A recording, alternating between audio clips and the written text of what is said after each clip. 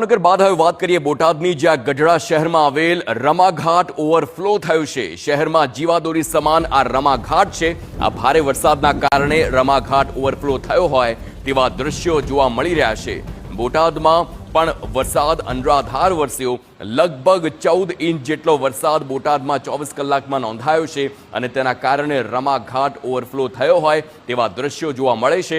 સામાન્ય રીતે આ એ સિઝન છે જ્યારે દર વર્ષે આ વખતમાં જ વરસાદ આવે ને તેમાં નવા નીરની આવક થઈ હોય છે, કારણ કે હજુ આ પહેલો કે બીજો વરસાદ જ દર વર્ષે હોય છે। પરંતુ હવે આ વખતે સ્થિતિ એવી સર્જાઈ છે કે રમાઘાટમાં પાણી આવ્યા પરંતુ ઓવરફ્લો થયો હોય એટલી તીવ્રતા સાથે 24 કલાકમાં જ 14 ઇંચ જેટલો વરસાદ નોંધાયો।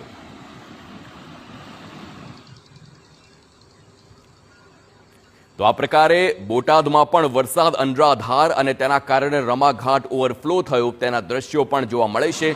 દર વખતે જ્યારે નવા નીર આ સિઝનમાં આવતા હોય અને તેવામાં આ વખતની વાત કરીએ તો વરસાદ એટલી તીવ્રતાથી શરૂઆત થઈ છે કે 14 ઇંચ વરસાદ અને તે વરસાદના કારણે ઓવરફ્લો થવાનો વારો આવ્યો હોય તેવા દ્રશ્યો હાલ જોવા મળી રહ્યા છે। હજુ 24 કલાક જ થયા છે કે સત્તાવાર ગુજરાતમાં ચોમાસાનું આગમન થયું અને તેની શરૂઆતમાં જ આ પ્રારંભ પ્રચંડ જોવા મળ્યો છે વરસાદનો, કે શરૂઆતમાં જ આ પ્રકારના વરસાદથી લોકો પણ ચિંતામાં મુકાયા છે, કારણ કે આ એ તમામ વિસ્તાર છે જે આટલા વરસાદની કેપેસિટી નથી ધરાવતો।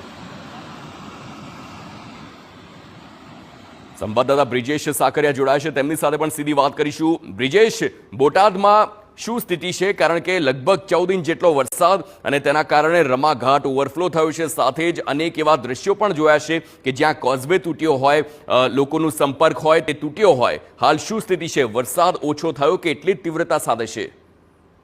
જે ચોક્કસથી વાત કરવામાં આવે તો ગઈકાલે રાતથી જ વરસાદ એટલે કે 5 વાગ્યાથી વરસાદ શરૂ થયો હતો। ત્યારે વાત કરીએ તો બોટાદ હોય કે ગઢડા હોય કે બરવાળા હોય, તમામ વિસ્તારોમાં વરસાદ ભારેથી ભારે જોવા મળ્યો છે। ત્યારે ગઢડામાં 14 ઇંચ જેટલો વરસાદ હાલ પડી ચુક્યો છે। ગઢડાનું ઈશ્વરિયા ગામ છે, ત્યાં કણે સંપર્ક વિહોણું પણ બન્યું છે, ત્યાં પુલ એક કોઝવે આવેલો છે તે પણ તૂટી ગયો છે। બોટાદની વાત કરીએ તો બોટાદના અનેક વિસ્તારો છે નાના મોટા, તે વિસ્તારોમાં પણ પાણી ઘૂસી ગયા છે ઘરમાં। જો વાત કરવામાં આવે તો ગઈકાલે રાત્રે જ એક લાઠીદળ ગામથી સાંગાવદર ગામ છે ત્યાં જવાના રસ્તા ઉપર એક ઇકો કાર છે તે પણ તણાઈ હતી, એમાં સવાર 7 જેટલા લોકો હતા તે પણ લાપતા છે। હાલ રેસ્ક્યુ ટીમ પણ ત્યાં પહોંચી છે અને તેને કાઢવાની શોધખોળની કામગીરી હાલ શરૂ છે અને રેસ્ક્યુ ટીમ પણ બહારથી પણ બોલાવવાની કામગીરી હાલ કરવામાં આવી છે અને 2 લોકોને બચાવી લેવાયા છે અને એક ઇકો કાર છે તે પણ કાઢવામાં આવી છે। હાલ તમામ લોકોને